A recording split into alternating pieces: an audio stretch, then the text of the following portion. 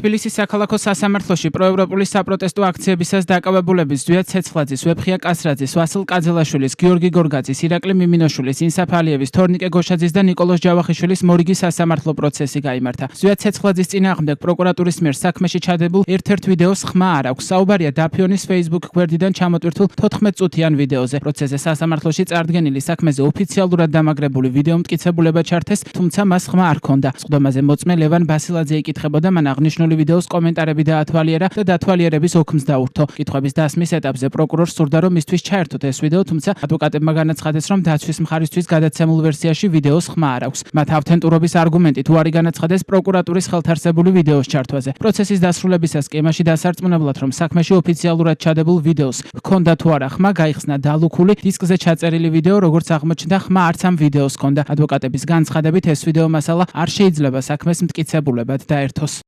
ვალდების ხარე ცდილობდა თავისი ლეპტოპით წარედგინა ვიდეო მასალა, რომელსაც ჰქონდა ხმა.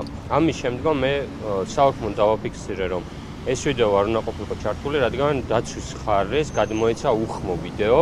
ამის შემდეგ მოვითხოვეთ დედანი ვიდეოს ჩართვა და დადასტურდა ის, რომ ბრალდების მხარეს ზვიად ცეცხლაძეს 14 წუთიან ვიდეოში ედავებიან იმას, რომ თურმე ვინმეს რაღაც მოუწოდებდა და რაღაც მოქმედებებს ახორციელებდა ვერბალური სახით, მაგრამ ბრალდების მხარეს თურმე საქმეში უდევს 14 წუთიანი ვიდეო, სადაც ედავებიან, რომ ზვიად ცეცხლაძე რაღაც ლაპარაკობს და ამით დანაშაულს ჩადის, მაგრამ ვიდეოს ხმა არ აქვს. თავარი მტკიცებულება, რომლის საშუალებითაც, ძალითაც ზვიად ედავებიან ორგანიზებას ძალადობრივი ჯგუფების ხმა არ აქვს. ანუ პროკურორი ამბობს, რომ მასთან არსებულ დისკში ხმა აქვს და ადვოკატებისთვის და სასამართლოში გაგზავნილ ეგზემპლარს ხმა არ აქვს. ასე ეს იმას ნიშნავს, რომ მტკიცებულება არ აქვს რეალურად. დღევანდელ სხდომაზე პროკურატურის მოწმე პოლიციელი ლევან ბასილაძე დაიკითხა. ბასილაძე ამბობს, რომ ვეფხია კასრაძისა და ვასილ კაძელაშვილთან დაკავშირებით მან ჩაატარა საგამოძიებო მოქმედებები. ისყვება, რომ მიიღო ოპერატიული ინფორმაცია, რომლის თანახმადაც ტელეკომპანია იმედის გვერდზე გამოქვეყნებული იყო ვიდეო. მისი თქმით, ამ ვიდეოს თანახმად კასრაძე კაძელაშვილი საუბრობდნენ დანაშაულზე. ასევე მოწმის ცნობით მიიღო ინფორმაცია, რომ ვიდეო ჩანაწერი ატვირთული იყო YouTube-ზე, სადაც ასახული იყო გიორგი გორგაძე, რომელიც ქვებს ესროდა სამართალდამცავებს. მან მონაწილეობა მიიღო ასევე თორნიკე გოშაძის სახლის ჩხრეკაში და შემდგომ მის გამოკითხვაში. კასრაძის ადვოკატი დაინტერესდა, ცნობილია თუ არა მოწმისთვის, ჩატარდა თუ არა კვლევანი ექსპერტიზა იმის შესაფასებლად, რომ ხმა ვეფხია კასრაძეს ეკუთვნის. მოწმემ თქვა, რომ არ ახსენდება გამოძიებისთვის იყო თუ არა ამის დადგენა საინტერესო და აუცილებელი.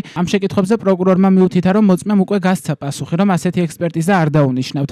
გამოძიებელმა ჩაატარა ჰაბიტოსკოპიური ექსპერტიზა და დაუსვა ექსპერტს კითხვა, რომ ამ კადრზე გამოსახული პიროვნება არის თუ არა ვეფხია კასრაძე, მაგრამ გამოძიებელს არ ჩაუტარებია და არც დაუსვამს კითხვა ექსპერტისთვის, რომ ეს ავთენტურია თუ არა ეს კადრი, დამონტაჟებულია თუ არა აღნიშნული ვიდეო, ეს არის მტკიცებულება, რომელიც სასამართლომ ვერ უნდა მიიღოს ვერანაირად მხედველობაში და აშკარად ჩანს მონტაჟის თორნიკე გოშაძის ადვოკატი ნინა ლომინაძე დაინტერესდა, როდესაც ბასილაძე თორნიკე გოშაძის სახლში მივიდა, რატომ ეცვა მას GVP-ის ფორმა. მოწმემ ეს უარყო და თქვა, რომ ის პოლიციის ფორმით იყო მისული. ადვოკატმა მას ასევე ჰკითხა, რა ნიშნით ამოიღო ნივთმტკიცებად დროშა. თვლიდა თუ არა, რომ ის კანონსაწინააღმდეგო იყო. პოლიციელმა უპასუხა, რომ დროშა არ წარმოადგენს კანონსაწინააღმდეგო საგანს. ის შეიძლება საგამოძიებო ორგანოსთვის საინტერესო ინფორმაციის მატარებელი ყოფილიყო. თავად ბრალდებულმა თორნიკე გოშაძემ პოლიციელს ჰკითხა, ახლაც ხომ არ ჰქონდა სურვილი, როგორც განყოფილებაში ჰქონდა სურვილი სახეში შემოერტყათ მისთვის. რაზეც აბესაძემ უპასუხა, რომ მსგავსი სურვილი არც მაშინ და არც ახლა არ აქვს.